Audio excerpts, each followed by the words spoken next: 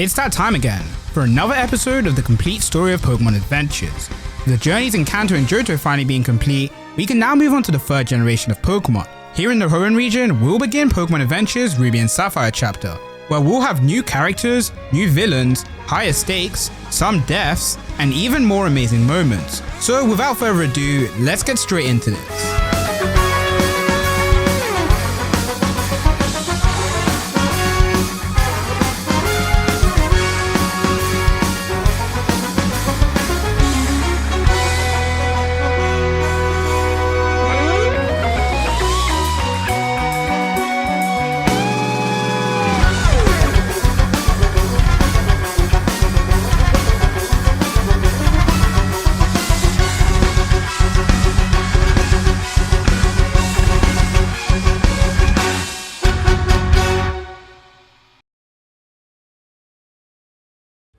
Our story begins 2 years after the last arc, in a region far away from where we're used to.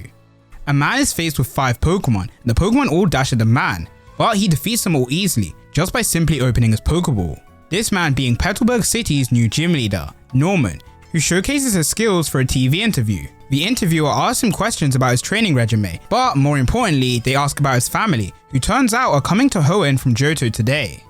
Speaking of said family, we see his wife driving a moving van. She calls out to her son Ruby so he can come watch the TV of his father, but he doesn't reply. Turns out he's too busy knitting hats for his Pokemon to be caring about his father. Suddenly though, the truck gets stuck in the mud and Ruby's mum asks him to come help, but just like before, he refuses as he doesn't want to get himself messy, instead having his Ralts use confusion to lift the truck, opening the back doors and climbing on top of it, announcing to his mum that his team has to be smart, tough, cute, cool, and of course beautiful. On Route 110, we see the region's professor, Professor Birch, doing his usual field research, but now he has a newly acquired Pokedex to help him out. He then gets a phone call from Norman, revealing that the two are friends and are now going to be neighbors, inviting him and his family round for dinner. However, the professor isn't alone, as 2 Mightyena watch over him. Back in Little Root Town, Ruby and his mum unpack their belongings, with Ruby noticing a birthday present hosting shoes from his dad, but he throws them away, taking the chance to reveal his true feelings about his father, as a gym leader who doesn't pay attention to his family. So he tells his Pokemon that today they'll be running away, especially because the Hoenn region has tough Pokemon contests and he's already won some back in Johto. The only thing standing in his way is his father, who wants him to become a battler just like him. So Ruby escapes from the window, but not before taking the shoes with him out of guilt. As he runs, he finds Professor Birch, who tells him he's being attacked by some Pokemon. The professor asks for help, but as usual, Ruby refuses. The 2 Mightyena then appear, amazing Ruby at their silky fur. The Pokemon attack him and the Pokedex reports that they're Mightyena. Ruby picks up the device and sends out his own Poochyena to battle, who leers the Pokemon down with grace. But as we know, Leer doesn't do any damage, instead just making the Pokemon more angry. As they run away, Ruby's shoes turn on, boosting his speed like crazy and making him run all the way off a cliff. He falls through some trees, but luckily a person covered in leaves saves him. From the shock of everything, Ruby faints and wakes up later inside a cave. After seeing the thing covered in leaves, he thinks of it to be a Pokemon. By his side is Professor Birch's bag and a ringing Pokegear inside. Ruby answers the call and Professor Birch introduces himself, asking the boy if his name is in fact Ruby. Ruby's shocked at this, but Professor Birch explains that he's friends with his father, who asked him to ask the Devon Corp to give him some running shoes early before their public release. Birch asks Ruby why he's not home, but before he can answer, the leaf person speaks to him, scaring Ruby and having his Pokemon attack. The person removes their leaves, revealing themselves to be a girl. The girl attacks Ruby with her Torchic and Birch asks Ruby if he's okay, telling him to grab a Pokeball from his bag, which he has permission to keep. So since he's fighting Torchic, Ruby picks the water Pokemon Mudkip, who isn't exactly Ruby's cup of tea. But right now there's no time to sulk, as the girl grabs Ruby, demanding an explanation for being attacked. Birch hears this person's voice over the phone and realizes that the Pokemon that was attacking Ruby was in fact his daughter, Sapphire, who was helping him with his field research. Unfortunately though, the Pokegear cuts out, and Ruby apologizes to the girl for the misunderstanding. His stories are gonna have to wait though, as a Survivor appears. Sapphire uses her own Pokedex to scan the Pokemon. She then begins a battle with it, asking Ruby to lend a hand, but as we're all used to by now, Ruby declines, as after all, his team are competing in contests. Sapphire is unimpressed by this, defeating the Pokemon by herself. She then gets into an argument with Ruby about which is better, Pokemon battles or Pokemon contests. To settle the argument and decide which one truly is better, the two trainers agree upon a bet, being who can complete their dream first, with Ruby taking on contests and Sapphire taking on the gym leaders, and the time limit being 80 days. Suddenly though, Sapphire collapses due to an injury she got while protecting Ruby, and as some thanks for saving him, Ruby gives her some first aid and prepares to leave. But the Survivor that Sapphire took down wakes back up and prepares to go for the kill, only to be instantly defeated by Ruby, who simply opened his Pokeball. Ruby then explains that there's a difference between not having the power to battle and choosing not to battle, with Ruby evidently being the latter. Later on, Sapphire wakes up, noticing her injuries are healed up, and finding a letter from Ruby. The letter reads that Ruby left Sapphire some clothes, specifically tailored for her, which is pretty embarrassing for her as he took her measurements while she slept. As for Ruby, he's already arrived at Oakdale Town and is struggling to decide what to do, mainly with Mudkip, since his Pokemon all fit a category in contests. Poochyena is coolness, Skitty is cuteness, and Ralts is smartness. And little old Mudkip here doesn't really fit any of these categories. Back in Little Root Town, Sapphire reports to her father what happened with Ruby, which of course worries Ruby's mother since her son just randomly ran away from home. The two adults decide to call Norman, who after hearing what happened, crushes the phone, saying he'll find Ruby himself. Speaking of, Ruby's now find himself in a battle with a wild Dustox, who poisons his Pokemon apart from Mudkip, who comes in clutch with his water gun. Ruby thanks the Pokemon for his help, giving it the nickname Moo Moo. Although he doesn't know what category he'll use it in yet, he tells the Pokemon they'll make a great team. And so the group head off to the next town. At the same time as this, Sapphire is putting on her new clothes and prepares to head out for her own journey, with her father wishing her luck, bringing along her two Pokemon, Chick the Torchic and Rono the Aron. With the help of the super quick running shoes, Ruby arrives in Pelburg City, his next course of action being to find a hotel before he runs into his father. A group of wild Pokemon then attack him, but Mudkip manages to fend them off. Intrigued by this, Ruby follows the Pokemon into the woods, where he finds a boy struggling to catch a Pokemon. The boy thanks Ruby for his help and tells him that his Pokemon are very tough, which Ruby greatly appreciates as toughness is one of the categories in contests, offering to help the boy catch a Pokemon, which he actually declines since he's already got someone teaching him, giving Ruby a bad feeling, especially when a silhouette begins to appear. Ruby grabs the boy and hides behind some shrubs, revealing the silhouette to be his father.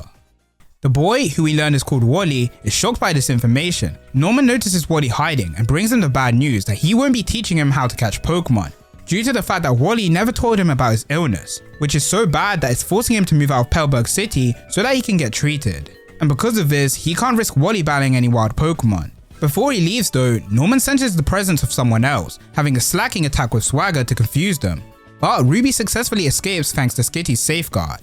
Norman then leaves and soon after Wally collapses, so Ruby takes him back to his home. Wally's parents thank Ruby and tell him that it's too dangerous for Wally to go out and catch Pokemon, offering Ruby the choice to stay the night if he wants.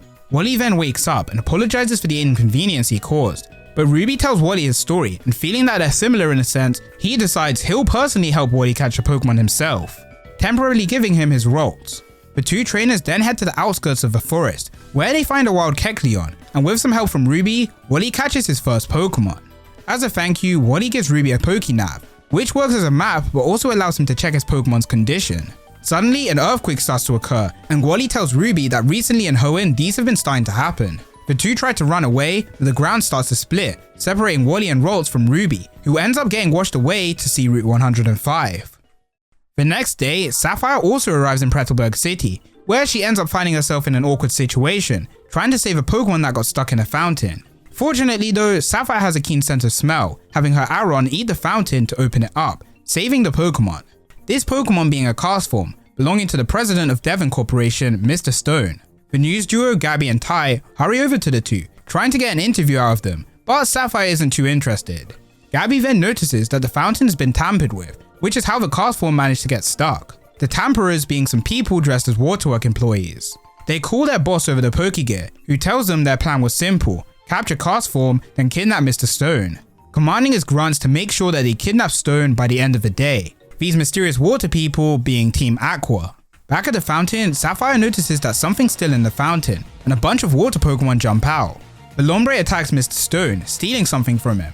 So Sapphire, Gabby, and Ty all chase after it, eventually reaching Petalburg Woods, where Team Aqua reveal themselves. Lombre then attacks Gabby and Ty, and Sapphire tries to fight back, but with the handy use of a water stone, Lombre evolves and overpowers her team.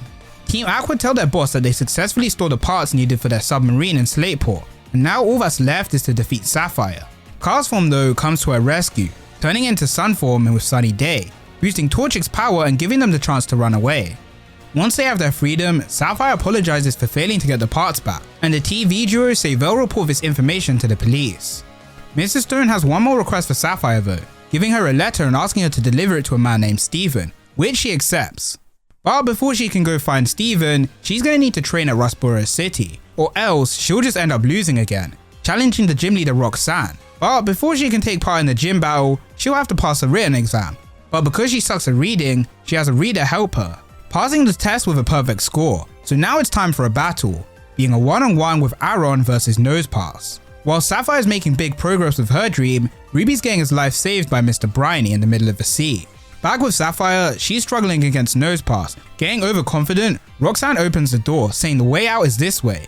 But it instead helps Sapphire, who can tell by the breeze that the wind is coming from the mountains in the north. So by using Dig, she gets behind Nosepass and lands an attack, figuring out that the Pokemon's weakness is that it can only face north. And with only a little bit of struggle, Sapphire earns her first gym badge. So with this victory under her belt, she can now head to find Steven.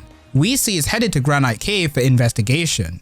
Sapphire is in a hurry to go, but Roxanne tells her that the next town and city, Fort Laba and Mauville, are super far away, but Sapphire explains that she's headed to Juford, calling upon a Pokemon owned by her father, being a massive warlord named Lori. Heading back to Ruby, he wakes up remembering what had happened with Wally. Mr. Briny then appears, revealing to Ruby that they're on a boat in the middle of the sea, with Ruby commenting on how tall the guy is. Although he's retired, Mr. Briny has come out to sea in search of the special water Pokemon Relicanth, telling Ruby about its legend on how no one knows if it comes to the surface, as it used to help people head deep down into the sea with its power. Mr. Briny then fishes up a Groudon that throws him off the boat, knocking him out with the force of the waves, forcing Ruby to get involved. Ruby speaks to the Pokemon, noting it's got a hard shell that protects it from crits. Despite the size difference, Ruby drags Mr. Briny out of the sea, and with no one around to watch him, he has his Skitty run in circles, creating a flash of light. Mr. Briny later wakes up finding the Groudon tied up, with Ruby explaining that it smashed into the boat and collapsed. As for Mr. Briny, he got washed back onto the boat due to the waves, which Mr. Briny can tell is a lie, but as a seafaring man, he chooses not to press on. He also notices that the Groudon is infatuated, realizing that Ruby used Skitty's Q-Charm ability aligned with attacking with Double Edge. Also traveling the seas is Sapphire, who's been on her Wailord for days. Wailord then sneezes, causing a massive wave. A man then rides this wave along with his Makuhita. Sapphire apologizes for the trouble, but the man says it's all good since it benefits his training too, as he wants his Makuhita to have a soft and flexible fighting style, just like surfing. Revealing himself to be Juford Town's gym leader, Brawly. Sapphire wants to challenge him, but he's gonna be going to a training camp, so she has until tonight or tomorrow morning to fight him. Sapphire explores the town while she thinks of her choice, and coincidentally, Mr. Briny and Ruby arrive at the port, thus marking 70 days until their deadline. Sapphire introduces herself to Mr. Briny as Ruby's rival, showing off that she's already got a gym badge as compared to him who's got nothing. The two trainers argue with each other whilst walking the same way, eventually both going into the Granite Cave. The cave has a split path, allowing the two to finally separate. Ruby's here in order to find a water Pokemon that Mr. Briny told him about, being the super rare Milotic, which is right up Ruby's alley for a beautiful Pokemon. While searching, he ends up getting attacked by a horde of Mawile, but luckily he gets saved by Steven. During this battle, Ruby's Poochyena begins to evolve, and upon touching a Moonstone that Steven had, Skitty does too. On the other side of the cave, Sapphire begins her training, knowing that Brawly isn't going to be an easy fight, deciding she'll challenge Brawly tonight. After spending the day training, she heads to the gym, and Brawly reveals the rules of the battle, being a one-on-one where you can switch, but if your Pokemon goes down, you lose the fight. They begin the battle with Brawly's matchup versus Sapphire's super speedy and newly evolved Combusken. But not only that, she's also evolved her Aron into a Lairon. Brawly decides to take things serious, sending out his Makuhita who dodges Sapphire's attack, just like he had trained for, nearly managing to defeat Lairon, forcing Combusken to go into battle, but Makuhita tanks Flamethrower thanks to his ability Thick Fat. Brawly then reveals his secret weapon, being Makuhita finally evolving into a Hariyama. Speaking of evolution, we go back to Granite Cave, where Ruby's Pokemon have evolved.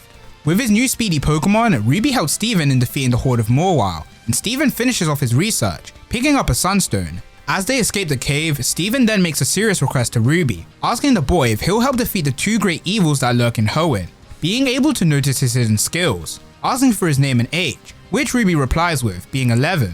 And Steven decides that Ruby's too young to join in this battle, which is honestly surprising to see a responsible adult. Back at the gym battle, Sapphire's Combusken gets stuck in a wall, making it a sitting duck for Hariyama's attacks. But with its legs free and a quick clash, Hariyama surprisingly hits the ground, thanks to Sapphire predicting Hariyama going for counter and instead countering with double kick, earning Sapphire her second gym badge. The trainer and gym leader head outside and hear a rumbling from Granite Cave, so Sapphire prepares to go there, knowing that's where Ruby is. But surprisingly, Brawly stops her, saying that place is too dangerous. But she says that someone she knows is in there, making him understand that her friend is in danger, causing Sapphire to get flustered at the idea that she's even friends with Ruby. Brawly knows that friendship is important, since he has a close friend too, and if you can't tell from this image, his friend is Bruno from Kanto. And so Sapphire heads to the rubble in the cave, worried about Ruby's safety, but he's already fine, since he just said goodbye to Steven. He teases her for panicking, making her get angry for being worried in the first place. But he confirms that there were in fact some dangerous Pokemon, but since a guy called Steven helped him, he was all good. Reminding Sapphire she needs to give him a letter, so she drags Ruby with her so they can try catch Steven. The two travel across Sea Route 108, and still can't help arguing about battling and contests. Eventually, they come across the abandoned ship, and since it's late and foggy, Sapphire says they'll take a break, throwing Ruby onto the ship so that she can sleep on Waylord. Ruby explores the ship, finding an area with a ton of berries, but when he tries to get some, he gets attacked by a Plusle and Minun. Ruby tries to properly scold the Pokemon, but he finds them too cute to be serious about it. The two Pokemon show him a diary, making him realize that they've lost their trainer. Must have been on the ship for years. The Pokemon give Ruby's team some berries, but instead of being nice, these berries confuse them, and the Plusle and Minun run away laughing. Back on Waylord, Sapphire overhears that some shady people have arrived on the ship, heading over there to help Ruby. These shady people being Courtney and Tabitha of Team Magma. The two admins split up, but Courtney finds Sapphire hiding, causing them to get into a battle. Sapphire doesn't manage to see the face of her assailant though, as Courtney sprays tomato berry juice in her eyes. Fortunately, Sapphire still manages to cause a diversion, giving her the chance to escape. And by using her keen sense of smell, she searches for Ruby to tell him what's going on. Speaking of Ruby, he's getting completely messed around with by Plusle and Minun, until he realizes that their patterns are trying to lead him away from a specific door. But before he can open the door, he gets knocked out by Tabitha, who takes down both Plusle and Minun. Sapphire arrives on the scene, helping Ruby and having him hide with her. Courtney also arrives, and Tabitha reveals that they found what they're looking for, being a scanner. The two exchange information about Ruby and Sapphire, and our heroes realize that they're in trouble. With Ruby's Pokemon being confused and Sapphire's Pokemon being burnt, it only leaves Plusle and Minun for them to work with. Jumping down from the trees and whispering to the Pokemon before getting them to use Double Team. This move, combined with a discharge, allows them to get the upper hand against Team Magma. But it's still not enough and Minun gets taken down. Plusle's about to get crushed by Torkoal, forcing Ruby to create a hostage situation. Picking up the diary and revealing he has the password to use a scanner, so he demands that they bring him Plusle. So Courtney takes the bait, allowing Sapphire and Minun to pick up Plusle and attack, thanks to their abilities plus and minus, as well as a helping hand. Courtney drops the scanner and Ruby steals it, and our heroes escape the scene, hiding with Waylord. Although they won the battle and got away, they did get themselves tricked, as Courtney only gave them the outer case of the scanner, rather than the actual thing. Tabitha and Courtney fly away, scanner in hand, but they fail to get a good look at Ruby's face, meaning Courtney will have to track him down and get rid of him. Sapphire and Ruby then say their goodbyes to Plusle and Minun and continue surfing, eventually getting across Sea Route 109. Ruby says he'll take his leave now, since he still has contests to get done, and Sapphire reminds him about the bear. Elsewhere in Hoenn, Tabitha and Courtney speak to their leader, Maxie, and a fellow admin, Blaze. Blaze tells them that the submarine in Slateport is 95% complete, so Maxie orders them to go and show the citizens who's boss. At said city, Ruby sets up a camera, capturing the evolution of his Mudkip into a Marshtomp.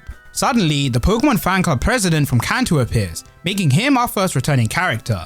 He asks Ruby if he's a trainer, which he is, taking a good look at his team and accepting him as an honorary member of the fan club, just like with Red all those years ago.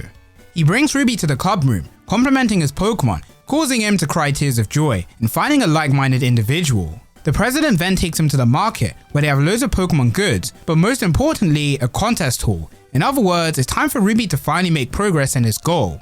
Or that's what I'd like to say. But Ruby doesn't have a contest pass, and this contest hall is specifically for hyper rank, so he can't start here. Instead, he's gonna have to go to Verdanturf Town and get himself a pass there. Before that though, he decides he'll make some Pokeblocks, and to make them the best quality, they need 4 people. So the president grabs 2 passerbyers, who unfortunately just so happen to be on Courtney's hit list. She tells Blaze and Tabitha the situation, and they send in their Torkoal to create a smokescreen, sending the group to sleep and allowing Team Magma to capture them all. Later on, Ruby and the chairman get thrown into a room at the shipyard. They look through the window and see Blaze holding the others hostage, and Ruby recognizes Blaze's clothing as the same people from the abandoned ship. The president also notices one of the captured people is Captain Stern, which means these two have been caught up in something big and bad. Blaze operates a lever, lifting the submarine from under the water, asking Captain Stern how they can operate it. And with no other choice, he spills the beans, explaining that the submarine needs a special core part to function, which just so happens to be in the hands of Team Aqua. Ruby and the chairman then get discovered to be eavesdropping, and Blaze's Slugma begins to attack Ruby, who runs away into the submarine. Blaze tells his Pokemon to stop, but it continues to chase, forcing him to get involved too. But as he does, the submarine's safety lock disengages, dropping it back underwater. Inside, Blaze realizes Ruby's plan, being to lure Slugma here and separate him from the others. He did this by using the Pokeblocks that he made, which just so happened to match Slugma's nature. Ruby tries to lie his way out of things, but Blaze can tell. In other words, it's time for a battle, also marking 60 days till the deadline. The battle begins and Blaze can tell that Ruby's skilled, so he has his Slugma spread itself out, causing an intense heat. But that's not all. The heat makes Ruby get dazed and start to see things that aren't really there. These illusions cause Ruby to remember back when he was a child training with his father. Back then, Ruby wanted to become a strong battler, but seeing this memory snaps Ruby back to his senses, reminding him why he began fighting in the first place. And despite the fact that they're on a submarine, he commands his Marshtomp to use Earthquake. During the commotion, he returns his Pokemon and flees through an escape pod, revealing he can tell the nature of any Pokemon, even if they've just met, skill taught to him by his father. With Ruby escaping, Blaze reports back to his boss, revealing all the information that he's learned, and that they can now begin their plan to head to the seafloor cavern. Heading to Route 110, Sapphire is still looking for Steven, and eventually she reaches Mauville City. On the ground, she notices something different hitting it, and causing it to reveal a secret underground path. She swings back up and gets met with a bunch of robots that catch her and bring her to Watson and the Trickmaster. The two apologize for the mix-up, revealing that they were trying to catch a Dauphin. Sapphire is overwhelmed at how confusing this city is, with the ground flipping and robots catching her, but this gets Watson's attention, revealing that she might have found the secret entrance to the underground city, New Mauville. So, Sapphire leads them to where she found the entrance, but at the same time, some kids come and challenge Watson to a gym battle. Watson sends out his team and defeats them all in a flash, but despite the result, he still gives them all badges. Sapphire questions this, but Watson says that's just his style, offering Sapphire a badge too, which she obviously rejects as she wants to become a master Pokemon trainer, and to do that, she needs to earn the badge by doing something. Unfortunately, the badge Sapphire smacked away ends up stabbing into a Dauphin, enraging it, and causing everyone to fall down into New Mauville. Sapphire, the Dauphin, and the Trickmaster all wake up, but Watson's missing. Whilst they search for him, the Trickmaster explains they were looking for New Mauville, as it's rumored to be a massive playground, which is just what they need to help with the tons of kids in Mauville City. So Sapphire decides she's gonna help them in investigating this area as a substitute for a gym battle. They call out to Watson, who asks them to hurry over, finding him stuck to a generator. The generator begins to attack them, and the Trickmaster uses his gadgets to find a way to defeat it, revealing they just have to attack when it begins to absorb energy. So Sapphire teams up with Watson's Electrike, who has Lightning Rod, and the Wild Dauphin, who's immune to electric attacks, to defeat the generator. The generator then prints out a letter from the Trickmaster's ancestor with instructions on how to correctly activate the city, thus making it a safe place for kids to play. With this task completed, Sapphire gets a new teammate in Fado the Dauphin, and of course a new gym badge. Back with Ruby, he and Marshtomp have finally made it back to the surface and are now on Route 118. Ruby spots a TV broadcasting of what happened at the shipyard, which is troubling for him since he's trying to stay hidden from his dad. On the topic of family, Ruby's mum sees this very same broadcast, where lo and behold, Ruby appears. Ruby continues sailing in the escape pod, but ends up getting tangled in a swimmer's fishing line, who forces Ruby to stay and help him. As he fishes, Ruby tugs up a Feebas, finding the Pokemon ugly and throwing it away. The swimmer then begins to explain his story, saying that he's been here fishing for 10 days, trying to find a specific Pokemon, all whilst Ruby keeps fishing up the same Feebas. The swimmer then shows Ruby what the Pokemon looks like, which just so happens to be Feebas. In the commotion, Ruby ends up dropping the Pokemon and his Pokénav into the river. The swimmer then reveals he's probably getting hit with karma, since he wanted to sell the Feebas as it's a really rare Pokemon. Ruby shows the swimmer a Pokemon that he's been searching for too, being a Milotic, deciding he'll keep helping the fisherman until they find Feebas again. Back over at Slateport City, Gabby and Ty talk to Captain Stern on the topic of the ship component, specifically the part where Team Aqua stole it. A voice then chimes in asking to hear more on this voice being Norman. Gabby gets excited since Norman's a tough gym leader, so chances are he'll be able to help with this case. But he doesn't care about it, instead diving underwater to pick something up. He knows the direction of the current and begins getting some data from the submarine control panel, printing off information about the submarine. He then prepares to leave, revealing he was only here to get information on where his son is. Ty says they should just give up on Norman, but Gabby disagrees, knowing that if he can find Ruby, then they can find him too, and get information on the mysterious evil teams. Heading back to Ruby and the swimmer, they haven't been able to find Feebas, with the sky now turning dark. Wild Pokemon start to make their presence known, specifically a wild Zangoose and Seviper, which end up having a battle against each other. Ruby and the swimmer end up getting spotted, forcing them to run away. They try to get their Pokemon to battle, but nearly end up getting them killed when the Pokemon's claws and teeth grab a hold of them. Luckily enough, Feebas reappears from the water, returning Ruby as Pokénav and protecting them with Light Screen and Mirror Coat. The Pokemon get freed from their Pokeballs and the gang continue to run away, eventually finding cover in the Weather Institute. The swimmer tells Ruby to thank Feebas for helping them out, and to add the Pokemon to his team, making Ruby's team even more contradicting. A Pokeblock then rolls across the ground, which attracts the attention of Moo, leading it to the roof. Ruby notices that his Pokemon's missing, heading after his trail, noticing that the Pokeblocks taste exactly like the ones he made, and a voice confirms they are the one he made, as Norman has now found his son. Right off the bat, a battle begins between the father and son, and nearby, Gabby and Ty are closing in on the Weather Institute. Whilst Mr. Stone's in the hospital, they've been taking care of his cast form, and he now tries to break out of the window. Eventually, they arrive and see Norman holding Ruby over the edge, heading inside to get involved. Norman isn't holding anything back against Ruby, throwing him around. Ruby weighs up his options, either to apologize or to try and run, or maybe a potential third option. His thinking time gets interrupted though when Slacking picks up a ladder, swinging Ruby around. So Ruby grits his teeth, deciding to go with the third option, and that's to fight his dad here and now. So a double battle begins, with Ruby picking Nana and Kiki to fight against Slacking and Vigoroth. Ruby claims that he'll become the champion of Pokemon contests, but Norman isn't impressed by his skills. After all, he's the one who taught Ruby every move he knows. But now Ruby has a new Pokemon by his side, having Marshtomp spam mud shots at Norman's team. And although impressive, Ruby's plan still doesn't stop Norman's offense. Gabby tells the others that they need to stop this fight now, as both Ruby and Norman can be a big help in stopping the evil organizations. Finding a poster in the Weather Institute about cast form's weather-changing power, asking the Pokemon for its help.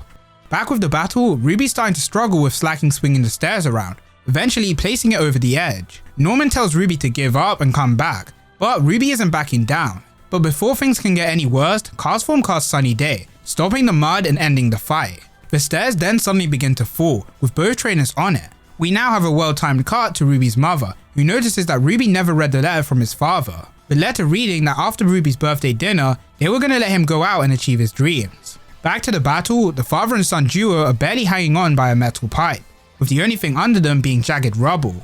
They try to get back up, but things aren't that simple, as the pipe breaks and they fall. Ruby tries to have his Feebas, now nicknamed Fifi, to use Light Screen and save them, but it's too late. Is what I would say, but at the last second, Ruby's running shoes activate, redirecting their fall. With their lives fortunately saved, Norman gets a call from Fortree City's gym leader, Winona, who's currently hovering above him with Flannery. Winona tells him that he's meant to be attending his gym, but now he has to go to the association headquarters. Norman tells his son that if he's going to run away from home and do his own thing, he wants him to do his best to achieve his goal, giving him back his Pokeblocks and reminding him not to forget to call his mother. Gabby and Ty take Ruby with them and say their goodbyes to the swimmer. Along their journey, Castform takes interest in Ruby's team and decides to tag along with them. As the car races away to Verdanturf Town, they coincidentally pass by Sapphire, who's making her way to Lava Ridge. At the town's gym, Flannery's getting better at battling, even receiving compliments from Winona herself. The two leaders then discuss about Sapphire, a challenger who's gotten 3 gym badges really quickly, and chances are is probably coming here next. So Flannery heads out for more training, declaring she'll defeat Sapphire. However, in doing so, she gets the attention of a specific team who wants to know more about Sapphire. Speaking of, the girl has now arrived at Mount Chimney, scaling the mountain with ease. As she does, she spots a cable car holding Team Magma's admin Matt and a captured Flannery. With the help of Donphan, she gets onto the cable car and gets straight into battle with Team Aqua. But Matt doesn't get into battle, instead having his Azumarill fill the car with water. And for him, he doesn't have to worry about drowning, as Azumarill can create air balloons for people, deciding to finish things off with Sharpedo. Atop Mount Chimney is the rest of Team Aqua, who are trying to kill the volcano and stop its activity. Sapphire helps Flannery dodge, but gets slashed in the process. Luckily though, Sapphire can hold her breath for a long time. Flannery, however, can't. To counter Sharpedo, Sapphire has Rono stall for time, but with Sharpedo's ability to regrow its teeth, things start looking bad. Back atop Mount Chimney, Admin Amber has finished setting things up, speaking to fellow admin Shelly on her mission, which is to deceive and work with Professor Cosmo. Inside the cable car, Matt's about to leave, but he hears a sound as Sapphire makes for the surface. The water level in the car begins to go down as the window breaks open. Sapphire reveals that she grabbed pieces of Sharpedo's teeth and used them to break open the window. Now that she can breathe, she easily defeats Matt, sending him flying out the window and knocking him out. Sapphire then frees Flannery, who thanks her for her help, and the two decide to work together in stopping Team Aqua. Sapphire calls upon another one of her father's Pokemon, this time being Atropius, to help them fly to the peak. Team Aqua though have already begun their plan, successfully tricking Professor Cosmo and using a meteorite he found as a power source for their machine. But as they do so, they notice that Matt's been taken down by Sapphire. They lie to Cosmo, saying that Sapphire and Flannery are from a rival organization who are trying to stop them from completing their goal. Shelly takes the professor to safety and Amber stays behind in order to fight Sapphire and Flannery. Sapphire tries to destroy the machine with Magical Leaf, but it gets activated just in time to kill off the volcano. Meanwhile in Lava Ridge Town, people notice that something has gone wrong, and in the midst of them is Archie, who smiles at his accomplishment. Because of this drastic change, beneath the surface of Hoenn the balance has begun to change, and the ancient Pokemon sleeping underground are slowly starting to wake up. Also noticing this change is Absol, who watches over from above the town. With their plan succeeding, Team Aqua make a run for it, blowing away both Sapphire and Flannery, who get separated from each other. With Flannery being above ground and Sapphire being below, thanks to a move called Secret Power. If Team Aqua escaped underground though, it means Sapphire can chase after them, but they waste no time in attacking her. Flannery decides it's not time to give up, having her Pokemon use Flamethrower to try revive the volcano. But surprisingly, she's not alone, as Team Magma's admin Tabitha is also here to help out. The two create an intense fireball with their Pokemon and send it into the volcano, bringing it back to life. Well, just for a little while, as unfortunately the volcano is done for. Tabitha says he won't let Team Aqua get away with this, as the Hoenn region needs land, complimenting Flannery's fire skills as he takes his leave. Back on the ground, Sapphire notices that this whole time, she's been fighting against mirrors created by Team Aqua, who only attacked her once. Enraged at her failure to deal with the evil team again, Sapphire punches the ground, finding a piece of the meteor left behind. Eventually, she reunites with Flannery, and both are feeling sad over their losses, but they find a hot spring that's still heated up from the fireball, deciding to get over their losses through some girl chat, and Flannery decides to have their gym battle right here and now. Although we don't get to see the result of this battle, Flannery's now feeling 100% and ready to get her revenge on Team Aqua, and Sapphire is ready to continue her training, receiving a gym badge from Flannery and heading for Four Tree City. Over in the desert ruins on Route 111, Maxie speaks with his admins, revealing their next course of action is to find the Red Orb, with Courtney specifically being the one for this mission. As for our other protagonist, Ruby has finally been able to start his contest winning journey, taking on Verdanturf's normal rank. For cutes he's got Kiki, for coolness he's got Nana, for toughness Mumu, for smarts Fofo the cast form, and lastly for beauty Fifi.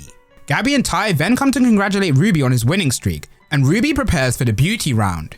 Although Feebas isn't what you would call a beautiful Pokemon, with Ruby's skills he manages to show off his best qualities, but during his performance he spots Wally in the crowd. After the contest is all done, Ruby heads to see his friend, but what he thinks is Wally is instead his cousin, Wanda. Wanda informs Ruby on how Wally's doing, since although he's meant to be in Verdant Turf Town, he left this morning to a larger hospital. They then hear on the car's TV that a cave-in has occurred near Rust Turf Tunnel, so they drive off to see what happened. As they do, Absol runs past them, worrying Ruby as he knows when Absols are sighted, disasters are usually what follows. Once they reach the tunnel, the workers inform Wanda that her boyfriend Riley was in charge, but now they've lost contact with him. So Ruby and the gang head inside to find out if they can save him, but their paths get crossed by Absol. Ruby has Moo use this raider-like fin to try and locate Riley, and with a dig combined with Rock Smash, they manage to save the poor guy. Suddenly though, a bunch of Whismur run by, and Riley explains that they didn't use any heavy equipment as not to frighten the Pokemon. But despite keeping construction to a low level, a cave-in still occurred, making him think that something must be happening with the Hoenn region, especially due to all the weird earthquakes they've been having. The Whismur then suddenly starts shouting, which indicates danger. This danger being Courtney and Team Magma, who are the perps behind the cave-in. The grunts get to work in surrounding Ruby and the gang, whilst Courtney searches the cave for the red orb, which will grant them the ability to control the continent Pokemon Groudon. But she's gonna have to act quick, as Team Aqua are in search of the blue orb to control Kyogre. Ty asks Ruby for some help, making Courtney realize who he is, changing plans and kidnapping him. She begins a battle with the boy, but despite this situation, Ruby refuses to use his Pokemon. But Courtney tells him that no one's around, so he can battle without having any concern, revealing she knows everything all about him thanks to Team Magma's horns. These horns carry a lighter containing their memories. I don't know how this works exactly, but just roll with it. But with his true nature revealed, Ruby drops the act and sends his team to battle. Back over with the others, the Whismurs call upon the help of their evolved forms to deal with Team Magma, using a massive hyper voice that manages to free up the tunnel, allowing them to travel further into it after Ruby. Speaking of, his team is struggling against Ninetales fireballs, and although Mew Mew's there, it can only deal with a few of the attacks. Courtney explains that each of the admins have a special tactic. Tabitha has his Torkoal that can put people to sleep, Blaze has a Slugma that can create illusions, but for her, she does things simple, and that's by burning everything to the ground. She then tells Ruby that she has a fondness for beautiful things. She then asks how does he define true beauty, because to her, it's not competing in contests, picking up one of his ribbons and throwing it into the flames. Then surprisingly ending off things by asking Ruby if he wants to join Team Magma. Fortunately though, the hyper voice from before echoes down into the cave, giving Ruby the chance to collect his thoughts, returning his Pokeballs and giving Moo Moo a sweater to keep it from losing its moisture, then having it carry them all to safety, sacrificing himself to allow his Pokemon to be safe. Courtney is impressed by Ruby's guts and chivalry, which he shares with all the other protagonists, but Ruby says that she's wrong, as he doesn't have any intention to sacrifice himself, revealing a string that he attached to Courtney. Because of the hyper voice that happened earlier, Courtney didn't hear the sound of the Hoenn TV van coming their direction, but Moo Moo could, and with the string attached to its sweater, it pulls Ruby to safety and traps Courtney in her own attack. Courtney then gets a call from Blaze, who asks about her mission in finding the orbs, but she tells him that he can find the orbs, as she's found something much more interesting, specifically Ruby. As for Blaze, he's finished making the scanner to find the orbs, which are both located in Mount Pyre. Around the Hoenn region, the gym leaders are all getting a phone call from Flannery, asking them to attend an urgent meeting, and so they all make their way to Fortree City. Well, not everyone, as 3 gym leaders are absent, being Tate, Liza, and Wallace. Fortunately though, Wallace is attending over video call. Flannery explains to the group what happened on Mount Chimney and how they need to work together in stopping the evil organizations taking over Hoenn. Winona asks if she means the ones in red at Slateport, but Flannery says the ones in red helped her, and the problem are the ones in the blue. With Team Blue being Team Aqua, who want to increase the sea, and Team Red being Team Magma, who want to increase the land. Flannery thinks that Team Magma must be trying to help them, but broadly disagrees, as increasing the sea would mean more room for surfing, forcing the water-type gym leader Wallace to agree with him. But Watson argues for Team Magma, as places like Mauville are struggling due to a lack of space, so more land is needed. Roxanne asks the important question though, being about Professor Cosmo, who's a friend of hers. Flannery said that Team Aqua was supporting his research. In other words, she's in favor of Team Blue, since Professor Cosmo would never work with an evil organization. Winona mentions though that Flannery witnessed this in person, choosing to take the side of her fellow gym leader. So with all the gym leaders split down the middle, it only leaves Norman to decide. But like the absolute Chad he is, Norman says he won't side with either organization, taking his leave. Winona tries to stop him, explaining that they're gym leaders who work under the Pokemon Association, so they need to protect their towns and cities, including him. But Norman continues to leave, only thinking about the Pokemon Association. Watson chases after him, but Norman gets attacked by a shift tree, forcing him to take it down with ease. Watson compliments his abilities, revealing him to be the strongest of all the gym leaders. But he needs to remember that the other gym leaders don't know about his past, along with what happened with the Pokemon Association 5 years ago. But Norman would rather not continue to speak on the subject. Back inside, Flannery suggests having some strong trainers join them in battle. For example, Sapphire, but Roxanne thinks they'll just get in the way. Winona decides they should end the meeting here though, and wait for Tate and Liza to get in touch, contacting the Pokemon Association to tell them what happened. Wallace then asks Winona for some of her time, explaining that his city of Suitopolis is starting to be affected by all the changes in the region, so now he's at Fall Arbor Town to analyze the information that Professor Cosmo had, and Winona asks to hear what he finds out. But truthfully, that's not Wallace's only reason for going there, because he also wants to compete in a Pokemon contest. The association chairman then tells Winona about the ancient Pokemon, and how soon these Pokemon will awaken. Because of the rise in sea level, chances are Kyogre will be the first one to awaken, so the battle between the evil teams and the gym leaders will soon begin. But who cares about gym leaders? Instead, let's head back to Ruby, who along with Gabby and Ty are traveling through Rustboro City. Gabby pesters Ruby for some information on the evil team, but Ruby has to focus on contests instead. Although he says this, in truth he can't stop thinking about what Corny said. Is true beauty really what contests judge them to be? Or is it something else? Eventually, the gang arrive at Fall Arbor Town, and they notice that the volcanoes recently died. But Ruby only cares about competing in contests, heading to the contest hall to sign up for the super rank. Gabby can tell though that Ruby's just trying to avoid something, and Ty suggests that they head to Professor Cosmo's lab whilst Ruby continues his contest grind, having high hopes that they'll find out something about the evil teams. Ruby then participates in his contest and wins every round apart from the beauty one, which unfortunately he missed out in entering, so he'll have to participate there tomorrow.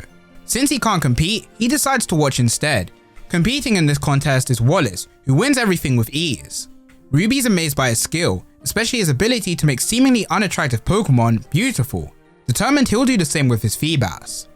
Once all is done, Wallace prepares to leave the contest hall, but Ruby introduces himself, even claiming he would have beaten him in the super contest, if he had competed that is, and to prove himself, he wants to challenge Wallace to an outdoor contest right here and now. Despite his fangirl's dismay, Wallace accepts. Although this is a beauty round, Ruby decides to go for the rest of his team, as he thinks Fifi isn't good enough. Cutting over to Gabby and Ty, they've reached Cosmo's lab, but he isn't here. In fact, he hasn't returned since he was with Team Aqua. The assistants explain what we already know to Gabby and Ty, wondering when Wallace will arrive, as after all, he's the guardian of the Cave of Origin, and that's where most of the disruptions are taking place. Wallace, however, is way too busy defeating Ruby in a Pokemon contest. Wallace's fangirls then clown Ruby, but also compliment him for his performance, and he gets up, lunging at Wallace, asking to become his student. Being moved by Wallace's skills, recognizing him as a master contest trainer.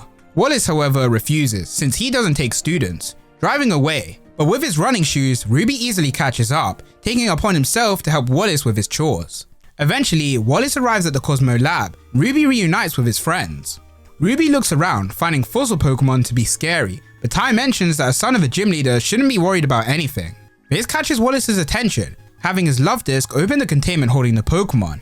Everyone begins to panic, so Ruby activates serious mode, forcing the Pokemon to calm down in fear, whilst also confirming Wallace's suspicions, changing his mind and accepting Ruby as a student. After Ruby gets his contest ribbon tomorrow, they'll be taking their leave. As all this happens, Gabby can't help but think about something. That something being that no news station broadcasted the information on the rising sea level. The assistants, however, told them that their station are the ones who decided not to report on it. So Gabby decides to call the chief of the station and ask about this issue. The only problem is, the TV station just so happens to be our good friend Archie, which explains why the news hasn't gone anywhere. The next day, Ruby gets his contest badge and heads off with Wallace to Fortree City. As for Gabby and Ty, they have to head off somewhere else. As they fly through the skies, a flying Pokemon dashes under them. This Pokemon being Sapphire's Troppy, who's also taking her to Fortree City. When she arrives, she finds a young girl and her Pokemon stuck on a tree, so she helps them out. The young girl explains to her that her Pokemon hasn't been feeling well, so Sapphire helps out by examining the Pokemon and giving it some berries. The girl then realizes by Sapphire's talents that she's the one that Renona's been looking for, and with perfect timing, Renona appears, introducing herself as the leader of Fortree City. To test her skills, she immediately challenges Sapphire to a gym battle, with Sapphire putting up a good fight due to their battlefield being the entire city. And despite being up against a flying type gym leader, Sapphire chooses Chick because she knows that during this battle, he'll be able to reach his final form and evolve, which it does so, evolving into Blaziken. But even with his plot-driven power-up, type matchups still can't be denied and Sapphire takes the L. Winona is impressed by Sapphire's skills though, offering her some coaching for the next few days, which she of course accepts.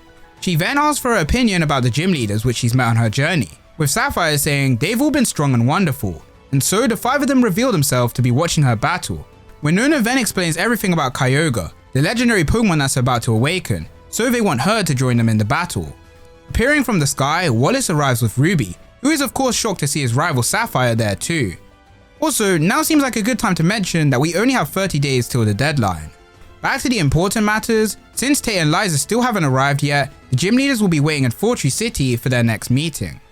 Ruby's surprised to find out Wallace was a gym leader, who hits him back with the knowledge that he didn't say he was a gym leader's son. Wallace then noticed that the air humidity is starting to rise, so he tells Ruby to wait behind whilst he checks something out. Winona and Sapphire do some training, but soon she gets called off to do something, leaving her pupil behind too. With Ruby and Sapphire left alone, they engage in conversation, now being more friendly with each other, after their multiple meetings and mutual friend in Fofo.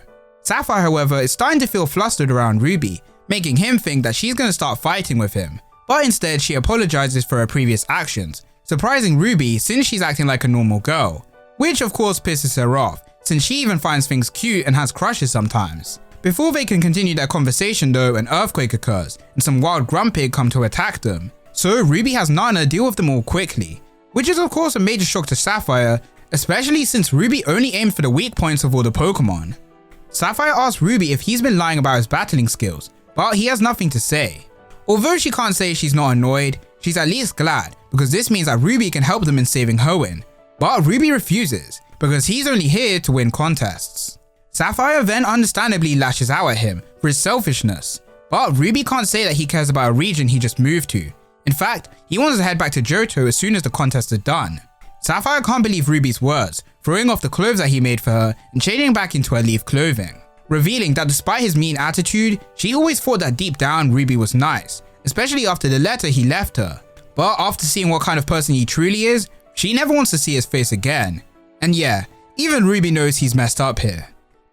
Back with the gym leaders, Winona's under fire from Brawly and Roxanne, who say they shouldn't have gotten Sapphire involved, despite her skills. Which, if you really think about it, is true. As with Steven said with Ruby, Sapphire is only 10 years old and Ruby's just turned 11, and now the adults want them to risk their lives like their Gohan in the Cell games.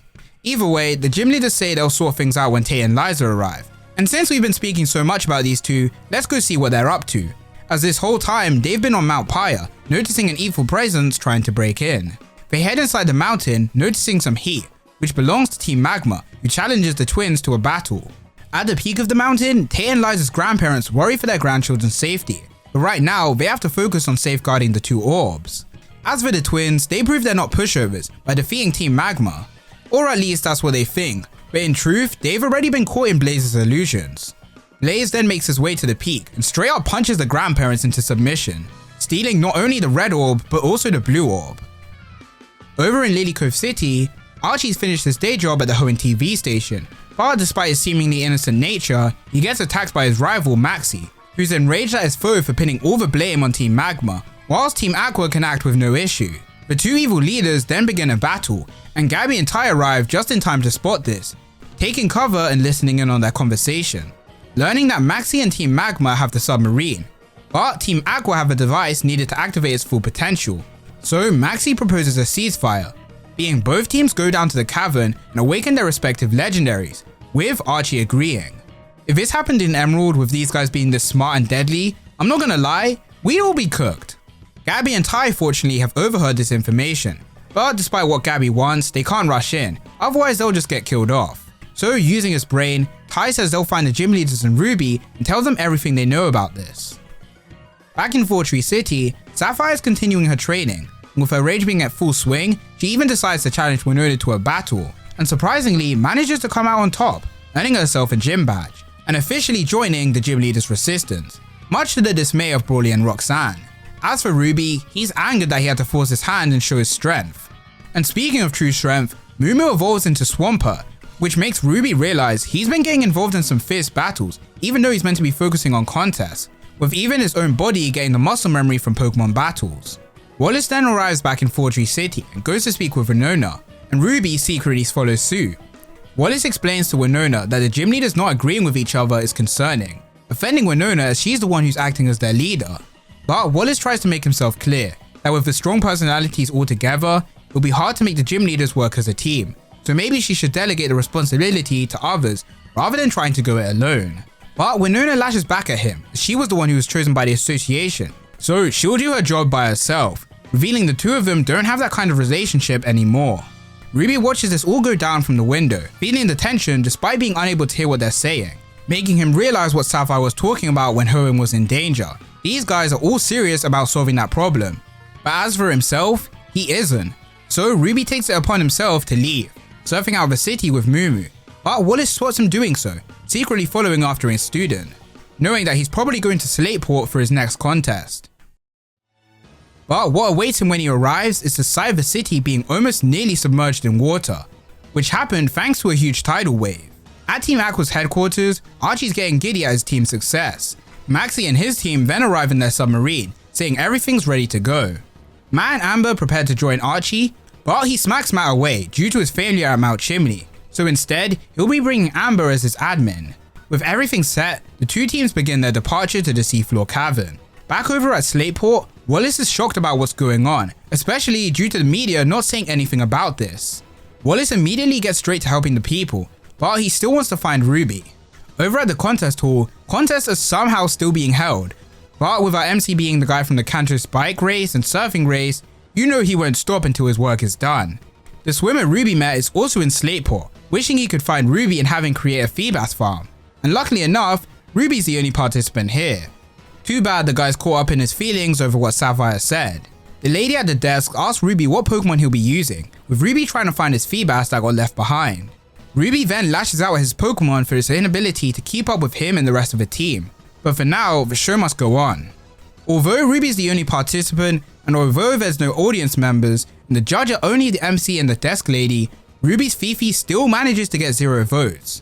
As instead, their vote went to a secret participant who joined last minute, with moves so amazing they made Ruby seem invisible.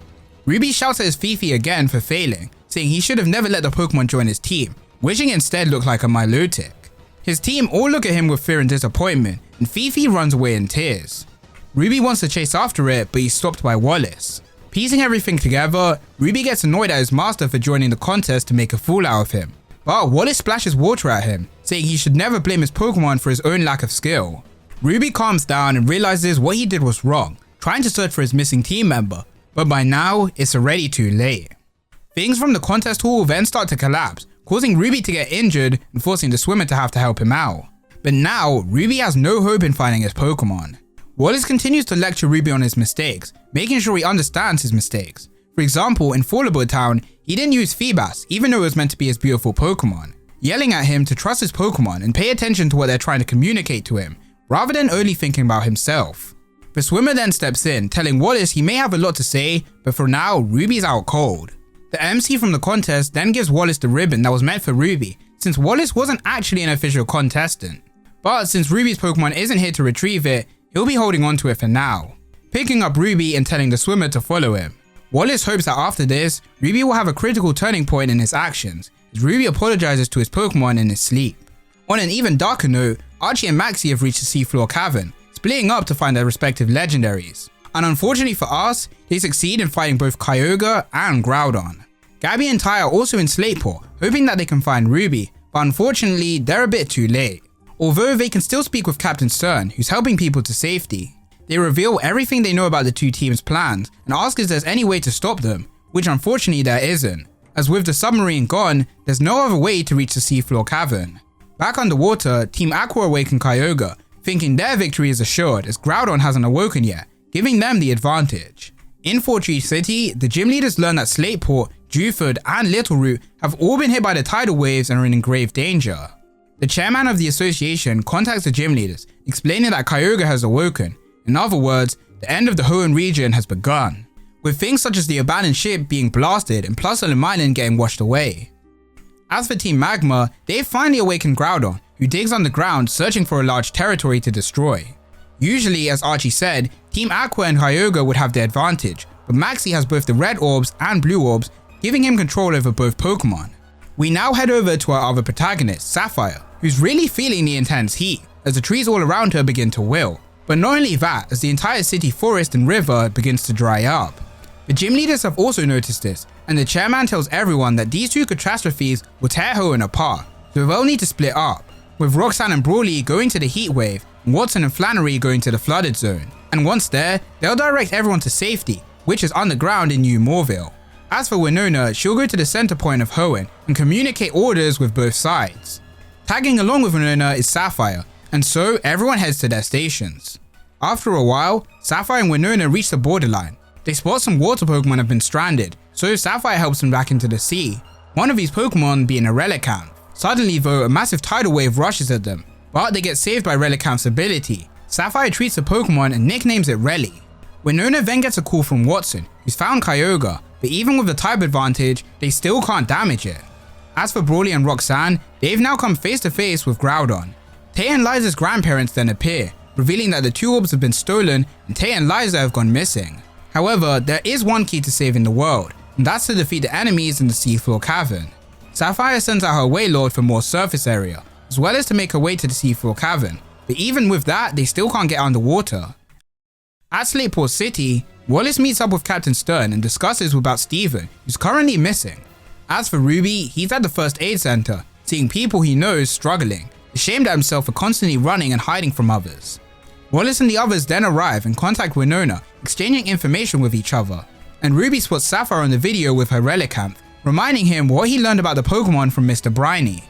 Judging by the way the conversation's going, Ruby realizes he's the only one who knows this information, but he spots Fifi outside struggling, heading down to help his Pokemon, but it turns out just to be a Magikarp. Although this Magikarp still has a trainer, being a blind boy who thanks Ruby, wishing he could be a skilled trainer and help others just like he did for him.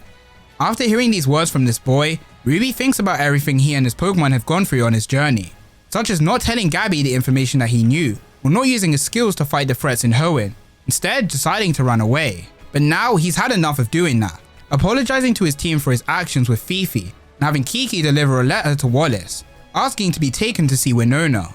In the middle of the sea, everyone's panicking, as they have no way to get to the cavern, but luckily Wallace and Ruby arrive, who's also got a new outfit. Ruby reveals he has a way of saving the world, telling them the story about Relicanth's secret move, being Dive. Ruby measures the Pokemon and says that it's small, so it would only be able to carry the weight of two children, of course being him and Sapphire. Offering Sapphire a new set of clothing that he assures will look great on her. And that's why they call this guy the Charmer, cause he's smooth with it. Sapphire changes into a new outfit and the two hold hands, using Dive with Relicanth to reach the bottom of the sea. With their students gone, Wallace and Winona plan their next move, with Wallace deciding to help Roxanne and Brawly, and Winona having to return to her office, since that's what was asked of her by the association. The two leaders then spot a massive airship carrying the league building. The chairman says to Winona that she can join the fight whilst he supervises the leaders. So Winona prepares to take to the skies, but not before letting Wallace show off that Ruby isn't the only charmer around. A mysterious man in a flying machine then enters through a window in the league building. During all this destruction, Professor Birch is stuck in the middle of the sea, only armed with a Trico and a Pokedex, which was meant to belong to the third Hoenn Dex holder, a boy with crescent-shaped hair. Now there's nothing he can do. A tidal wave then rushes by, separating the professor from his bag and Trico. Over at Pacificlog Town, an old man tries to find Mirage Island, but to no success. A boy then tells the man that they need to evacuate now, but before they can, the old man gets thrown outside due to the heavy waves, but he's saved by a Kecleon. The old man thanks the Pokemon and his trainer, being our good friend Wally, who's armed with new clothes and new team members. The group make their way to the lifeboats on Route 132, but as they do, old man watches over them. Wally then spots Professor Birch's bag, using his Cactuan's needles to rescue the Pokemon in it. After rescuing the Trico, they begin to heal it with aromatherapy, and let it sleep with Grass Whistle. A voice then compliments Wally's skills, but asks why he used such a risky move like Needle Arm, with Rara's horn shining, indicating it's someone they know. Wally answers saying that he has complete trust in his Pokemon, so he knew it wouldn't miss this attack. The man asking the questions then reveals himself to be Norman, who's impressed by Wally's growth, also taking the chance to greet his son's Pokemon. The old man tells Norman that he's been waiting for him, and Norman confirms that Wally's true talent is not to be ignored. So from here on out, Wally will begin his wish of training with Norman, heading to the Sky Pillar, which will be his training ground. His first task being to wear special wrist attachments and place his Pokeballs in them. The second being to climb the entire tower. So Wally does just that, but when he reaches the second floor, the ground beneath him crumbles. Luckily, a Pokeball leaves his wrist, allowing Trico to save him. Wally then takes a closer look at the floor, learning that it will break no matter what he does, and Trico notices a bike. So Wally realizes what he needs to do is pedal across the floor before it breaks, and uses Pokemon by activating the gear on his wrist. And so Wally begins his training. Above the tower is Norman and the old man, who discuss if Wally can succeed. But Norman states he has to climb all 50 floors and aim higher, or else it's all over. He then tells the old man to contact Scott as soon as possible. Inside the tower, Wally's making progress, but he's struggling with his sickness holding him back. With the use of a suit though, he can stabilize himself, but it doesn't mean he has time to rest. Fighting through hordes and hordes of Pokemon and eventually reaching floor 49, where a Dusclops waits for him. The Pokeball creates a black hole, sucking everything into it. Wally uses the Pokedex to try and figure out what he can do, and Trico asks to fight alongside Wally, even though he doesn't technically own it. Sending the Pokemon out to battle and having it use Leaf Blade, now as a Grovyle.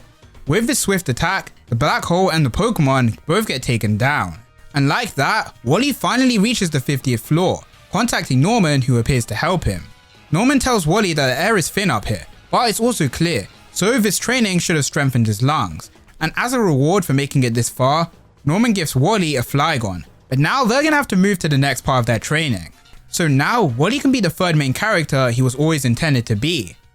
Down below in the seafloor cavern, Archie and his team notice that Kyogre is only staying in one area, whilst Groudon is roaming around, making them realize that Maxie's done something, so he sends Amber to go deal with it. As for Maxie, he's under the verge of breaking down, under the stress of controlling 2 legendary Pokemon. So he gives the blue orb to Tabitha and asks him to keep his distance, due to the orbs repelling each other. But once alone, Tabitha gets attacked by Amber, and after a struggle inside the submarine, Amber manages to steal the blue orb by having his Volbeat give it to Archie.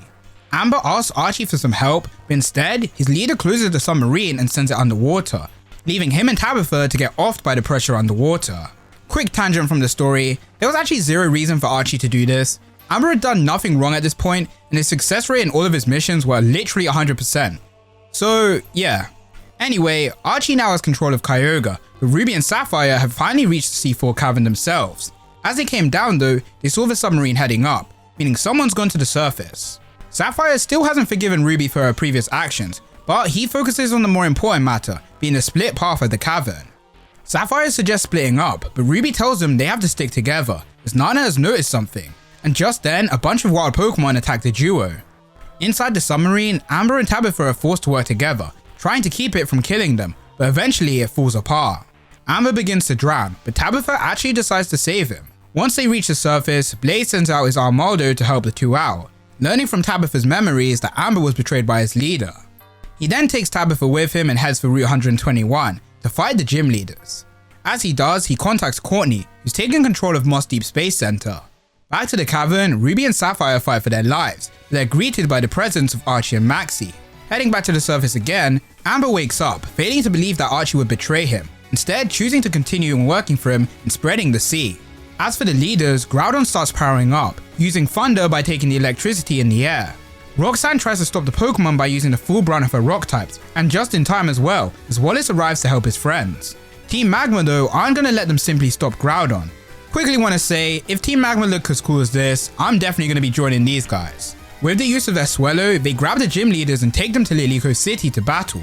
As for the team fighting Kyogre, Shelly and Matt are starting to struggle, but by using her Nintendo DS, Shelly learns that Amber will be joining them soon. But instead of Amber, Winona rushes them, attacking with Dragon Breath. She uses her full strength to push Team Aqua back, and Flannery joins in the fight. Amber then eventually arrives in order to deal with Watson, revealing Archie now has the blue orb. In Slateport City, the swimmers successfully helped evacuate the people, but there's still the blind boy left. The boy reveals that he's reading a stone tablet that's written with Braille, taught to him by the champion of Hoenn. And yes, in case you may have thought they were forgotten, the Hoenn Elite Four and the champion are finally starting to make their move. Back with Team Kyogre, Watson manages a tie against Amber, or at least he thinks so, but he gets taken down by Shed Ninja, causing him to fall into the sea. Winona and Flannery are forced to fight a 2v3. Winona wants to go help Watson, but Altaria has been caught by Torn, making it want to fight. Flannery's also beginning to struggle against Shelly, who tells her in order to achieve their goals, they have to make sacrifices such as the gym leaders, Professor Cosmo. Over in Lily Cove City, Wally's getting caught up by Blaze's illusions, forcing him to bring out his Pokeball nunchucks that Bruno also uses, rushing Blaze's Slugma with all the techniques taught to him by his old friend. As for Roxanne, she's also managed to overcome her foe by stalling out with Ingrain, but their battle ends up endangering the employees of Game Freak. And no, I'm not joking, allowing Courtney to exploit and defeat Roxanne. Now we can finally return to the battle we all care about, as Maxie and Archie have really begun to lose it. They begin their battle against Ruby and Sapphire, who decide to form a teamwork strategy, unlike their crazed foes. Ruby decides to take the offense while Sapphire supports him, allowing Ruby to attack with Muddy Water. But after getting hit by sheer cold and overheat, things are starting to look bad. With the leftover icicles, Ruby has Cast Form turn into Snowy Form and hit them with a massive weather ball. The smoke clears and Ruby goes to take the orbs back, but it's impossible as they've started to meld into the boss's hands. As now they no longer control the orbs, instead the orbs control them. With the orbs being part of them, Archie and Maxie use the power of the legendary Pokemon to send a blast at the trainers, who barely defend the attack. They then begin attacking him directly themselves, and Ruby helps Sapphire dodge the attacks, reminding her of something similar that happened in her past. Eventually, Archie and Maxie grab the two trainers and begin flying out of the cavern, absorbing the energy of all the grunts around them, and ultimately destroying the C4 cavern. And with no one around to be able to stop this hell, Groudon and Kyogre begin to head towards each other, finally beginning their fight. In Slateport City, Captain Stern, Doc, and the fan club president all board the association building in order to share information. But Gabby and Ty decide to stay behind, as they've been graced by the presence of Absol. Ty thinks the Pokemon is the one drawing all the disasters upon Hoenn, since it's always there when disasters strike, but Gabby realizes what's actually happening is Absol's here to warn the people of these disasters, with the Pokemon smiling at her correct intuition. So with Absol with them, they head to where the final battle should supposedly take place. Back with Ruby and Sapphire, the two trainers begin to get separated, as Archie and Maxie head for their respective legendary. They eventually reach the surface and see Gabby, Ty, and Absol who are chasing after them, realizing that the final battle is at Sootopolis City. Aboard the League building, the grandparents reveal that Kyogre and Groudon have awakened, but they still have a second awakening yet to come. The first awakening is all about the body, but the second awakening is all about the mind, which is done at the Cave of Origin. What will happen when the two awaken their minds? We'll just have to wait and see, as the two legendaries break into the city and begin battling. Back in Lily Cove City, Brawly lands his last attack on Blaze, defeating him. He then learns that Blaze is the one who attacked Tate and Liza, but his foe refuses to spill where they are, praising Brawly's fighting style and taking his leave. Brawly then faints from his exhaustion from the battle, so we'll move on to our next battle, where Courtney is also taking her leave. As for the Team Aqua fight, Flannery has her Vulpix use Grudge to stop Ludicolo's nature power, but with the price of it fainting. With her foe down, Shelly decides to take her leave too. Winona and Flannery regret letting Kyogre get away, but not only that, but also the loss of Watson, who sprouts out from the sea out of nowhere. Fortunately for the gym leaders, Sapphire sent her Wailord to help out, which is what saved Watson. An electronic box then rolls by them, showcasing the hideout for Team Aqua, surprisingly left by Amber, who's probably decided to choose the right path in life. At Lily Cove department store, Wallace has successfully disarmed Tabitha's Pokemon and tells him he should give up, but instead of giving up, Tabitha lunges at Wallace in a crazed fit. Wallace wonders what's wrong with him, but a voice tells him that he touched the orb in the C4 cavern. A Metagross then appears, saving Wallace, which of course belongs to the champion, Steven Stone, who apologizes to his friend for his lateness, asking him a favor. Over in Slateport City, the boy continues telling the swimmer about Steven, specifically about how the Elite Four are ranked as the top participants from past tournaments. Steven gave the boy the stone plate and had him promise to hold on to it until he returned, so he'll have to wait here in Slateport no matter what. Speaking of the Elite Four, they're all alongside Steven, and if you're wondering where these guys have been this whole time, they've been in other regions as they can travel when the league isn't in session. But now they're all here to help out, flying across the region under Steven's command. Steven then gives Wallace the champion's cape, as after all, Wallace is the rightful champion of the region. But he turned down the offer in order to follow the footsteps of his master, the former water gym leader, Hoenn. So as the second highest ranking trainer, Steven was made the champion. But before the Wallace fans get too excited, the two trainers are equal in strength. And as his best friend, Steven also knows that Wallace became a gym leader to get closer with Winona, which Wallace can't deny. But more importantly, Wallace wants to know why he's returning the champion role to him after all this time. But before he can give a reply, Steven gets attacked by Tabitha. As they fight, Steven explains to Wallace that his father made a plan after finding out about the two evil teams. So in order to fight them in case everything went to shambles, they send the Elite Four to the 3 chambers of specific Pokemon to gain their strength. Sydney, Glacier, and Drake all call in to let Steven know they're ready. And we hear Steven's thoughts answering Wallace's question by saying he doesn't know if he'll be making it out of this battle.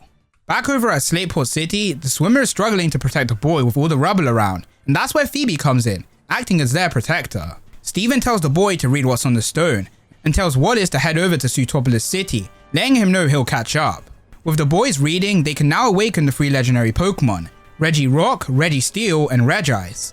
And so, the boy reads everything out, but on the stone tablet, there's a missing section, which Steven was hoping he'd be able to figure out. At Team Aqua's hideout, Flannery and Winona find the captured Professor Cosmo, who they save, bringing him to the League building. Winona then heads for Sootopolis City, as out of all the gym leaders, only her and Wallace are still able to fight. Heading back to the main characters, everyone's now landed at the fight. Ruby and Sapphire try to battle, but they both get knocked away with ease. Gabby and Ty also arrive on the scene, saving Ruby and Sapphire from danger with Miracle. Wallace and Winona then appear by their students' side. Ruby and Sapphire apologize for their failure, but the teachers reassure them that they're both trainers with bright futures, so they can't give up just yet. The 2 trainers agree, before saying before everything goes wrong, they each have someone to see. For Ruby, it was the daughter of his dad's friends. He doesn't remember her name or face, but the time that he spent with her were the best times of his life. And for Sapphire, she met a boy who was the son of her dad's friend, and although she can't remember his name or face, the time that they spent together was the best of her life. As for both trainers, in their past, they were completely different people, with Ruby being a boy who loved battles, and Sapphire being a much more timid kid. So yeah, it's time for a backstory. 5 years ago in the Johto region, Norman was preparing for his tryout to become a gym leader, with his Rife and Professor Birch by his side. Whilst they do this, the kids Ruby and Sapphire are befriending each other, but suddenly a wild Salamence appears, attacking them. Determined by his will to defend the girl, but in doing so, he ends up getting directly attacked by the Pokemon, frightening the girl, but Ruby still doesn't give up, defeating the Pokemon and forcing it to flee. He tells the girl that she's safe now, but caught up in the fear, Sapphire can only tell Ruby that he's scary. So Ruby felt lost in the fact that the girl he liked became scared of him, and Sapphire felt regret in the fact that she hurt the one who helped her. After this incident, Norman spent most of his time training as he had failed his tryout, and Professor Birch got buried with his research. Both Sapphire and Ruby remember what happened this day, deciding to change themselves, with Ruby choosing to pursue beauty over power and declaring never to fight again in front of anyone, and Sapphire choosing power over beauty, to have the strength to protect herself and others, and they both wish they could show their friend how much they've changed now. Back to the present day, both Winona and Wallace promise their students they won't let things end here, and instead, they'll help them achieve their dream. The 2 duos then meet up in the middle of the battle, knowing the only way they can end this battle is to remove the orbs from Archie and Maxie. Suddenly, the shard that Sapphire had begins to heat up, turning out to be a piece of the meteor from Mount Chimney. Wallace explains they can use this to cancel out the effect of the orbs, evident by the way it was able to stop Mount Chimney, so now all they have to do is do the same to Archie and Maxie. So with the combined power of Swampert and Blaziken, they launch the shard at the 2 evil leaders, freeing them from the orb but creating a massive flash. Steven can feel the effects of what happened all the way from his location, but he can tell that the fight isn't over yet.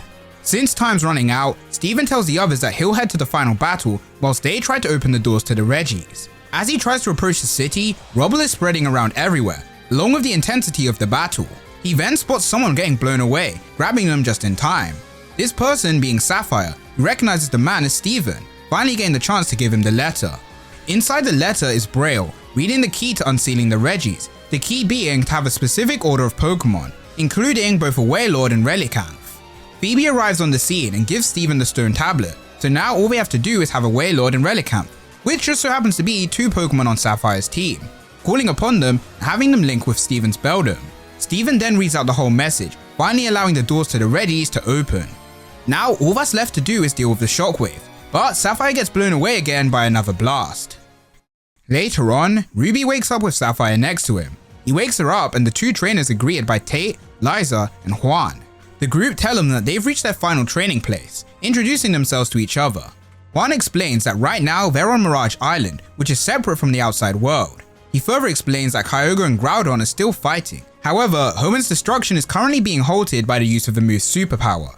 It's a dangerous move, but the best trainers in the world can use it, this being Wallace, Steven, and the Elite Four, who along with the Regis are keeping destruction to a minimum. Getting straight into business, Ruby and Sapphire are gonna have to train here and master their abilities. The attacks begin immediately, causing Sapphire to get a bit skeptical. But after Hoenn blocks Ruby's Weather Ball, Ruby trusts him, believing him to be his master's master, and in turn his master too. So Ruby asks the Grand Master for training, impressing Hoenn. their first task being a double battle against Tate and Liza, in order for them to learn how to fight perfectly as a team.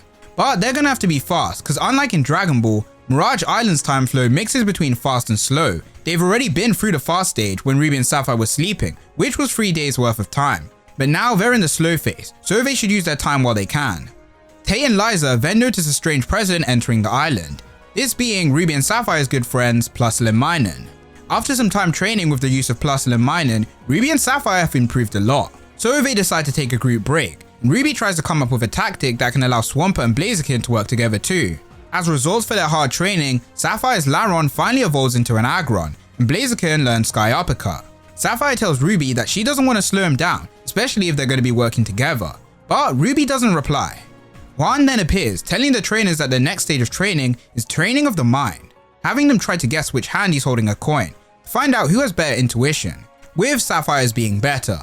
It's important that both trainers don't get influenced by emotions or fears, instead they need to have a strong mind and heart. Sapphire is beginning to feel sleepy, so Hoenn suggests they take another break. As Sapphire sleeps, Ruby asks Hoenn a question, that being the fact he's already figured out something Hoenn didn't tell them, and that's the truth that the orbs are inside of them. Ruby learned of this through the diary Plusle and Minun had, which was all about the scanner for the red and blue orb. The orbs have the power to either energize or calm Kyogre and Groudon, but in order to use them to their full potential, the trainer and Pokemon must become one, and that's all up to the orb. Hoenn tells Ruby that he's correct, but now he knows this, he must know why they're here, and why they're doing this mental training, asking Ruby and his Pokemon to focus together, and imagine pushing the orb out of his body. And after some strain, Ruby succeeds. With just about a day left, they'll have to learn how to control the orb in order to stop Kyogre and Groudon from fighting. Hoenn then tells Ruby to get some rest, but notes in his head that Ruby was thoughtful enough to ask the question once Sapphire had fallen asleep, as not to upset her. However, Ruby quickly notices that Sapphire was awake, and that she actually heard everything that happened. Ruby notices that his Pokedex has been acting up ever since they came to the island, but Sapphire is too busy staring at his hair. Hoenn comes back saying that it's time to continue their training, and once the day ends, their training is complete.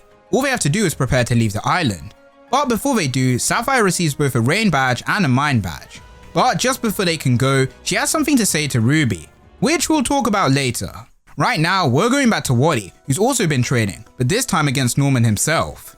No matter how hard he tries though, he still can't manage to beat the gym leader. And Wally's beginning to get worried over the fact he's been using the Pokedex, which doesn't belong to him. But not only that, Trico's evolved into a Grovyle and Rara has evolved into a Curlier. Norman reassures him though that it's fine, since the Pokedex and Trico belong to his friend, and Rara is a Pokemon he gave to Ruby himself, so the evolutions are fine.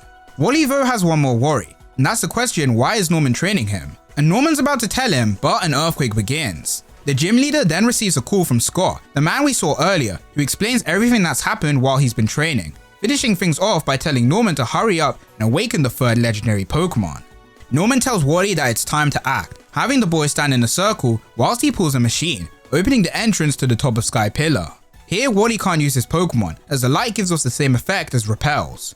Norman then reveals that he's been searching for this Pokemon for 5 years, sacrificing even spending time with his family to do so, but now he can finally reach it. So the way the passage works is that Wally has to crawl through the gaps, whilst Norman pulls the chains to open pathways, allowing him to move around.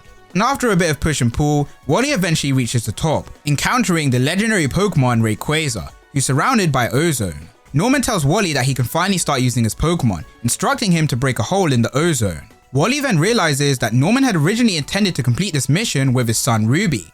But even if he's just a substitute, he'll still give his all to save the Hoenn region, successfully managing to break a hole with Grovyle's Bullet Seed.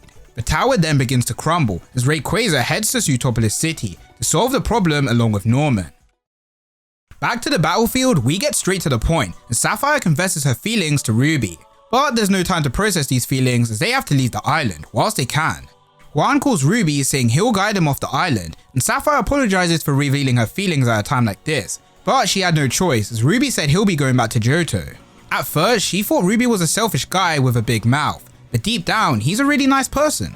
She also decides to tell him about the boy from her past, making Ruby piece everything together. She continues explaining, saying she picked 80 days for the challenge as her birthday was 80 days away. In the past, they heard about a trader who won the Kanto League at only 11 years old, which I'm sure you can guess is Red.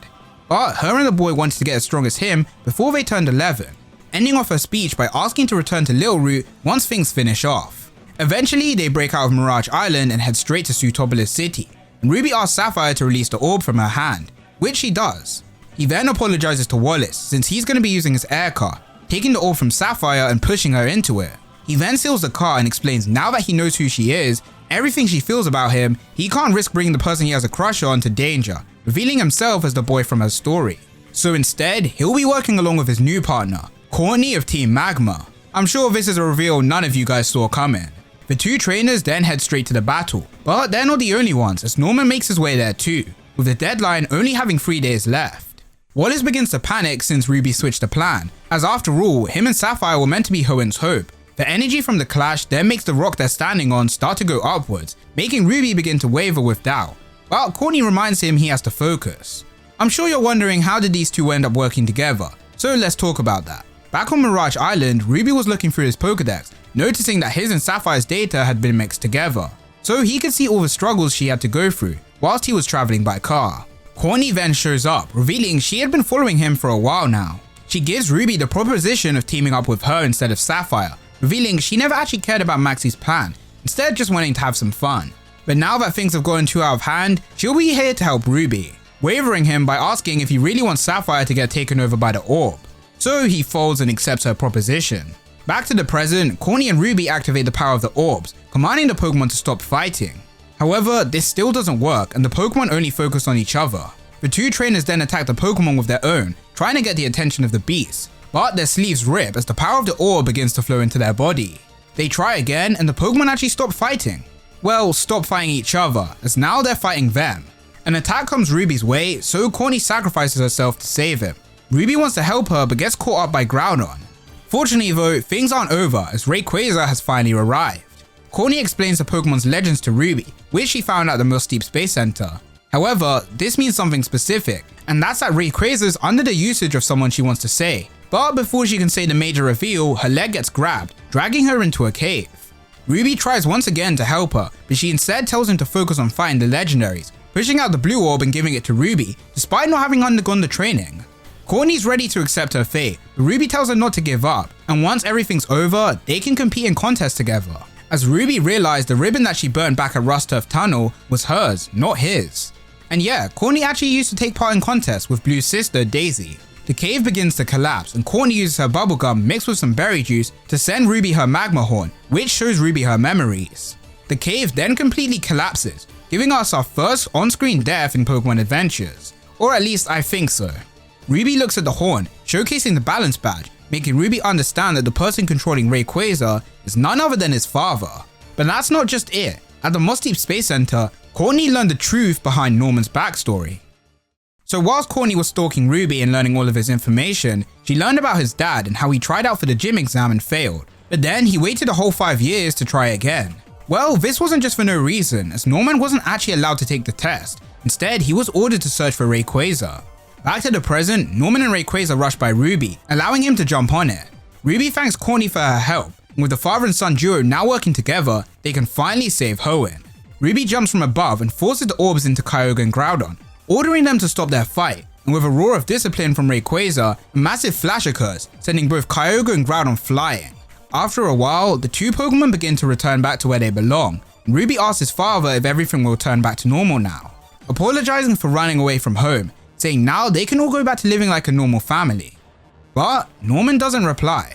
Over with Wallace and Steven's happy they finally managed to succeed in their goal, collapsing on the spot, with both Norman and Steven succumbing from their injuries and the stress of controlling the legendary Pokemon. The chairman of the association wants to spread the good news to everyone, but Wallace informs him that Steven is gone, all because he had to control the legendary Titans by himself, with the others just giving the commands. Which is exactly why the legendary Pokemon was sealed away in the first place. As for Norman, Rayquaza smashes past both Ruby and him. With the little life he has left in him, Norman tells his son that it was impossible to fully control Rayquaza. In fact, the Pokemon was angry at him for even forcing it to awaken. Norman explains that because Rayquaza doesn't have an orb to control it, the Pokemon Association tried to make an artificial green orb. They captured Rayquaza and held tests on it, but their tests failed and Rayquaza escaped from the lab. On the same day as this, Norman failed his test, so naturally he was forced to go after it. You might be wondering why Norman had to be punished for failing the test. Well, that's because of a simple mistake caused by our very own protagonist, Ruby. After the Salamence attacked Ruby and Sapphire, the Pokemon headed for the research lab, forcing Norman to try deal with the situation, which ultimately led to the Pokemon escaping. One of the researchers explained they were trying to research Rayquaza, but then Salamence broke into the lab and damaged everything. Norman notices that the Salamence has injuries caused by Ruby's Pokemon, and over at the gym leader tryout building, the chairman and Watson get informed of what happened. To protect his son, Norman chooses to take the fault for what happened, refusing to explain further. So he was tasked with finding Rayquaza, and for the next 5 years, he couldn't take the gym leader test. Norman asked a serious question though of why they were even studying and catching Rayquaza in the first place.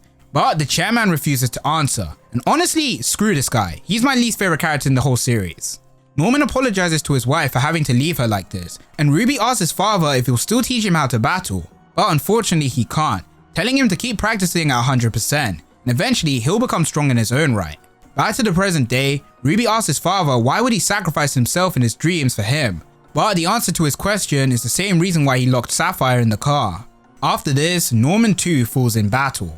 On Mirage Island, Hoenn and the twins notice everything went well, and the twins tell Hoenn that his prophecy of Ruby and Sapphire settling the dispute of Kyogre and Groudon was wrong. But Hoenn answers saying that what he thought was Kyogre and Groudon was instead two powerful figures. In other words, this crap ain't over. Inside the air car, Plusle and Minun shoot out their electricity, noticing something's wrong.